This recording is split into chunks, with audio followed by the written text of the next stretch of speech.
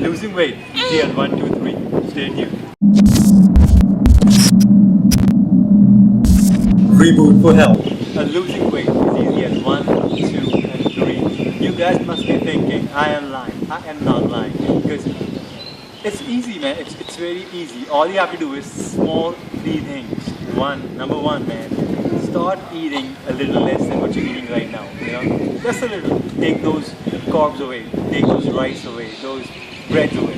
You know. Second is include some kind of physical activity in your routine. It could be anything. It could be walking. It could be jump rope. Anything. You don't have to be gym or lifting weights or anything. Third is drink a lot of water. A lot of times we confuse thirst with actually hungry. And most of the time we're just thirsty and we tend to eat, but actually we're thirsty, we're not hungry. So just drink a lot of water. Do these 50 simple things. There are a lot of misconceptions out there, a lot of confusion. So you guys overcomplicate things all the time. So please do not do that. Do just simple 3 things and you're gonna be on your way to achieve a healthy version of yourself.